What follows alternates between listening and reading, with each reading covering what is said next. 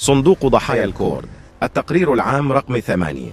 يتلقى صندوق ضحايا الكورد أسئلة من الأكراد وأصدقائهم وحكومات حول العالم بخصوص قضية التآمر الجنائي في المحكمة الفيدرالية الأمريكية على مقربة من البيت الأبيض. القضية مرفوعة ضد حكومة إقليم كردستان، مسعود بارزاني، مسرور بارزاني، ويسي بارزاني وعائلتهم ورفاقهم. لذلك في هذا التقرير سنبذل قصارى جهدنا للإجابة على المزيد من أسئلتكم.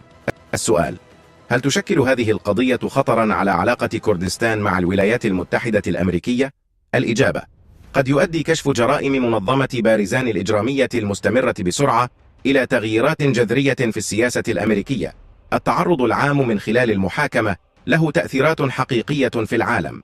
يقول مسؤولو حكومة الولايات المتحدة إنهم ملتزمون تجاه الشعب الكردي، لكن الولايات المتحدة ليست ملتزمة بنظام فاسد.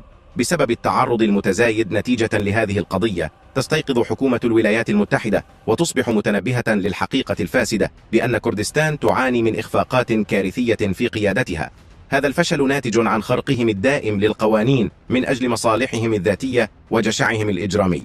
بصفته العقل المدبر لهذا الفساد المقلق، أصبحت جرائم رئيس وزراء كردستان مسرور بارزاني أكثر وضوحا من أي وقت مضى أمام الكونغرس الأمريكي.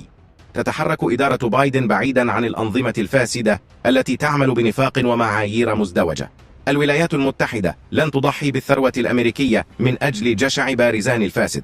الجرائم العديدة لبارزاني على نطاق واسع موثقة جيدا في هذه القضية في واشنطن، والشهود ذوي الدور المباشر يساعدون الآن. القادة في الولايات المتحدة مهتمون ببناء جسر إلى المستقبل وليس إلى الماضي. لقد تحدث الرئيس بايدن بوضوح شديد عن فساد النظام، داعيا إلى إزالة جميع الأنظمة الفاسدة. مستوى الفساد وعدم الأمانة مع الولايات المتحدة الأمريكية الذي يتم كشفه الآن في هذه القضية سيكون له تأثير على قادة السياسة الأمريكية. هذه القضية تكشف عما يهم حقا قادة السياسة الخارجية الأمريكية. محاولات منظمة بارزان الإجرامية المستمرة لتقليل أهمية هذه القضية هي محاولة يائسة لتشتيت انتباه الشعب الكردي والكونغرس الأمريكي عن الحقيقة الجنائية. كما توضح القضية للمحكمة الأمريكية فإن نظاما بارزاني مدين بثروته المالية الهائلة للخداع المذهل والسرقة الضخمة، مع كون معظم السرقة من الشعب الكردي ومن حكومة الولايات المتحدة. هذه القضية ناتجة عن تحقيق دقيق تستخدم بقوة عشرات التقارير الرسمية ومئات الوثائق الفعلية لجرائم بارزاني المخزنة الآن في قبو سري في واشنطن العاصمة. هذه هي إرث نظام بارزاني. صرح الرئيس بايدن: الفساد يقوض الثقة العامة ويعطل الحوكمة الفعالة ويشوه الأسواق والوصول العادل إلى الخدمات ويعرقل جهود التنمية ويسهم في هشاشة الدول والتطرف والهجرة، ويمنح القادة الاستبداديين وسيلة لتقويض الديمقراطيات في جميع أنحاء العالم. عندما يسرق القادة من مواطنيهم أو يستهين الأوليغارشيون بسيادة القانون، يتباطأ النمو الاقتصادي ويتسع التفاوت وتتدهور الثقة في الحكومة. من الناحية المالية وحدها تكاليف الفساد هائلة.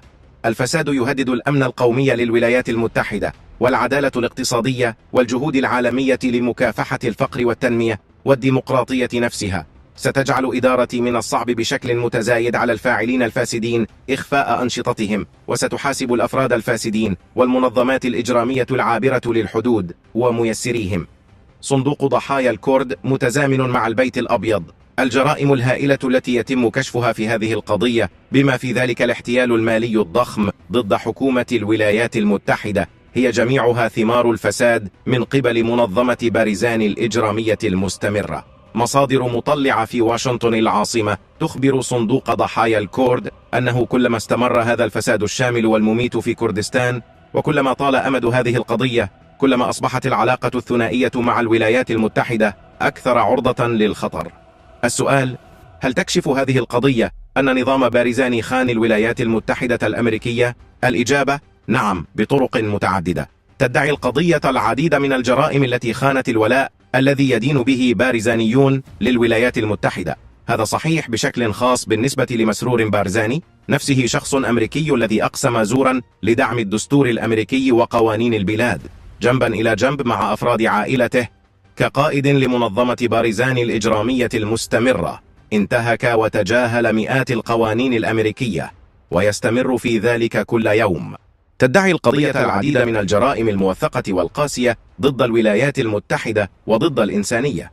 تشمل هذه الادعاءات الكبرى ضد حكومة إقليم كردستان ومسؤوليها الرئيسيين جرائم عالمية، بما في ذلك على سبيل المثال لا الحصر جرائم الفظائع، العنف العشوائي، الحرق العمد، القتل، محاولة القتل، الإبادة الجماعية، الاختطاف، أخذ الرهائن والخطف، التعذيب وغيره من المعاملة أو العقوبة القاسية أو اللا إنسانية أو المهينة، التعاون مع المنظمات الإرهابية، الاحتجاز التعسفي المطول، القتل خارج نطاق القانون، الاختفاء القسري، المعاملة القاسية أو اللا إنسانية أو المهينة، الجرائم ضد الإنسانية، السرقة، الاتجار بالمخدرات، التزوير، الاحتيال ضد حكومة الولايات المتحدة والآخرين، الجرائم المالية، سرقة الهوية والاحتيال بأجهزة الوصول، الاحتيال البريدي، الاحتيال الإلكتروني، غسل الأموال، الانخراط في معاملات بعائدات نشاط غير قانوني محدد، الأعمال التي تتضمن الحنث باليمين، البيانات الكاذبة والتصريحات،